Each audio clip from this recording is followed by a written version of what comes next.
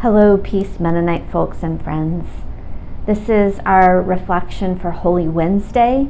Tomorrow will be Maundy Thursday when we particularly consider the story of Jesus' last meal with his disciples, the night that Jesus was betrayed.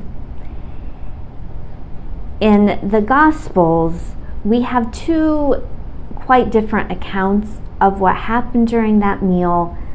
There's one that we are told in the Gospel of John, and then the other three Gospels, the Synoptic Gospels, have pretty different version from John. So today we're going to read a piece of John's story of that night, and tomorrow we will hear from the Gospel of Matthew again. Today's reading is from John chapter 13. The evening meal was in progress, and the devil had already prompted Judas, the son of Simon Iscariot, to betray Jesus. Jesus knew that the Father had put all things under his power, and that he had come from God and was returning to God. So Jesus got up from the meal, took off his outer clothing, and wrapped a towel around his waist.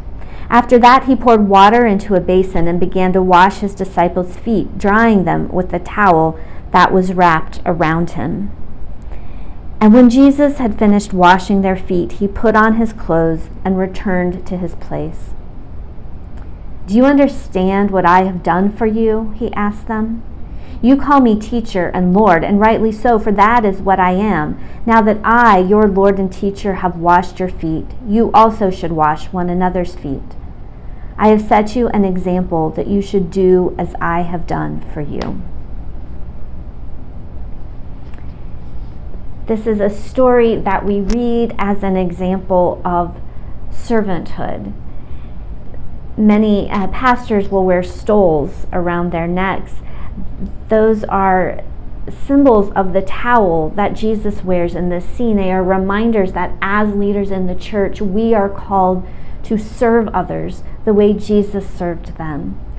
And we often think about this story in the context of humility, right? We think, maybe the disciples just thought they were too good to be washing people's feet, that was a job for the servants, and that it was out of his humility that Jesus stepped in to do that menial task.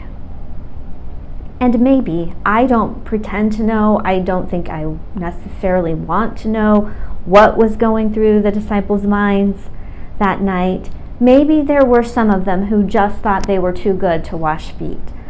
But I expect that at least some of them just didn't think about it, right? Because there's a lot going on. They are in Jerusalem for the Passover. Tensions are high. They have already expressed back in chapter 11 fear of going to Jerusalem because they know that the political forces and some of the religious leaders have it out for Jesus. So they're scared, they're confused, they're sad because Jesus keeps talking about dying. It might not be that they necessarily thought they were too good to wash people's feet. It might be that clean feet just were not at the top of their list of things to be concerned about in that moment, which I think is understandable. So our ability to serve other people is not only, and maybe not even mostly, about us understanding that we're not better than other people.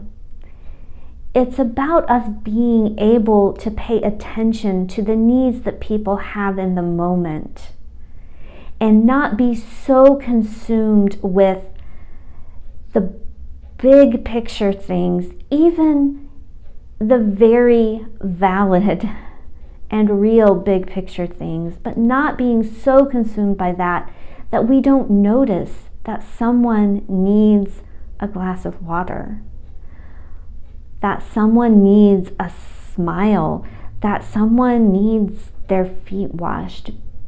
Because even in the midst, maybe especially in the midst of the hardest times, that's when we most need these concrete acts of love and of service.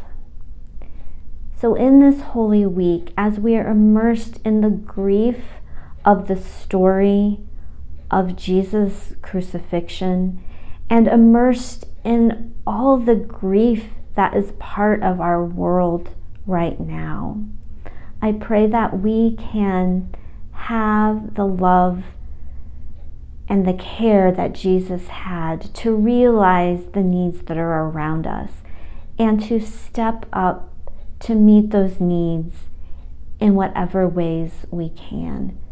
I pray that we, like Jesus, will understand that we have come from God and we are going to God. Thanks be to God.